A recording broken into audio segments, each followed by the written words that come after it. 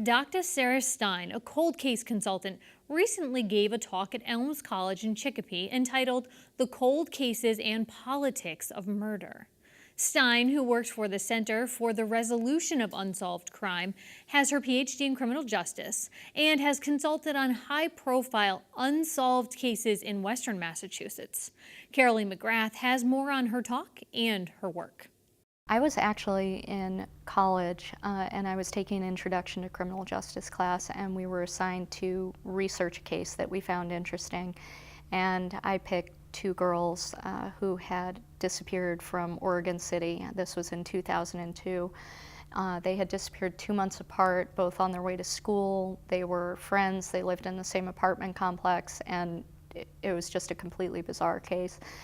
And I went to college out in DC, so I was making phone calls, and one of my reporter contacts suggested I contact their neighbor because he was good friends with both the girls and his daughter was friends with them. So I contacted him and spoke with him for a few months on and off, and I had done some research on him and found out his father was serving a life sentence in California and was actually on death row for abducting and murdering a girl back in the 70s. And when I confronted him about it, he got very upset and he refused to talk to me again. And a couple months after I stopped talking to him, both the girls were found in his backyard. So I had been interviewing a killer for months and didn't know it. And I was 19 at the time. And what was so interesting to me was how someone could conceal that side of themselves so well. He was very charming. He was a classic sociopath and never let on that he was involved in any way. And I just thought I wanted to do whatever I could to stop crimes like that from ever happening again. Just describe what your job is. You're a cold case consultant. What does that mean? My work is done really in two capacities. For law enforcement, if I do work for an agency, I'll sign a confidentiality agreement with them, and I'm allowed to have access to all of their case files, their cold case files, and I will prepare victimology reports, suspectology, timelines, interview and interrogation strategies, suggestions for forensic testing and things of that nature. And hand my report over to them at the end. For families looking for a case consult, generally what I will do is provide a crime analysis for them based on the crime scene facts as well as the victimology of the person who has been harmed. And I help them communicate more effectively with law enforcement if that's been a problem, and give them suggestions for how they can increase the momentum in that case. When you talk about some of the cases that you've been involved in, some pretty high-profile cases, can you tell us which cases they are and how you've worked with the families? Sure. The most recent case that I've been working on is Holly Piirainen. She was a 10-year-old girl who was abducted and murdered on August 5th of 1993, and to date, no one has been charged with her abduction and murder yet. So I've worked on that case with Holly's family, and we just recently held a tip campaign for her, and a lot of great information came in that the state police are following up on.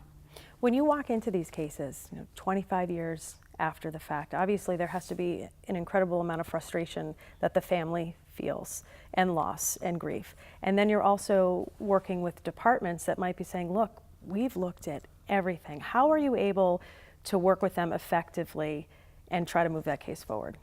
I think it's certainly a difficult thing for family members to go through this amount of time and to not have answers. And a lot of times when I come into a case, it's exactly as you described. There's a lot of tension, there's a lot of frustration, and perhaps the family isn't completely satisfied with the investigation that's been done to date.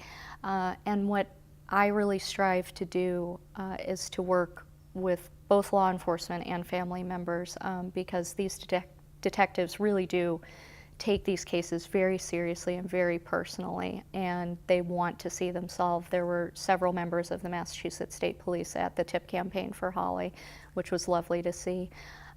So I think it's a balance of trying to give suggestions to the families to move that case forward, as well as to appreciate the efforts that have been put forth by law enforcement so far. Sometimes is it just a matter of, just a different person taking a look? Like we just had the Lisa Ziegert case, which there's an arrest, and they took another look at that case in the last few years. Is sometimes that the most effective thing, is maybe somebody else has to look at it? I know obviously there's new technology as well that's being used. Yep, absolutely. We know with DNA, it only resolves about 25 to 27% of cold cases, which is still a significant number. But what myself and my co-author in our book advocate is to have someone go back to look at that original file, and preferably someone outside of the department. A lot of times with cold cases, departments will rehire retired detectives to come back and look at these investigations, and that's a good approach, but the problem comes in where these detectives have already formed some kind of opinion as to who the perpetrator is in the case, and that kind of tunnel vision can derail an investigation. So I always advocate for a fresh set of eyes to look at a case, and sometimes that really is all you need. And when you talk about some of the detectives who've worked on it for years, and obviously they get attached to this case and they're emotionally invested in the case, do you find that it's hard for you to separate professionally when you see these tragedies, to go home at night and not think about it? Yeah, I take my homework, or my work home with me, excuse me. I'm always thinking about my cases. I take them very personally. I think that every victim deserves justice, every family deserves justice, and I know that these detectives working these cases feel exactly the same way, and I just hope that we can get some answers. Do you believe that most cases can be solved, or are there just some cases that are just always going to remain a mystery? That's a good question. I do believe the vast majority of cases can be solved with the right approach. I think the really difficult cases are the stranger killings, serial offenders, things of that nature. Those are very difficult to solve, but the majority of cases I do believe can be solved with, we use a three-prong approach in our model, which is physical evidence, behavioral evidence, and informational evidence. So we look at the behaviors of the victim, of the suspects, we look at forensics, as well as records and other information that can help piece the case together. And what would be your message for families, who have been in it and waiting for answers, who might be losing hope? Don't give up hope. That would be my message. I can't imagine how difficult it is to not give up hope, but there's always a chance. And if families are looking for other resources or for help in other areas, there are certainly a lot of different avenues that people can take to get outside resources to help their case.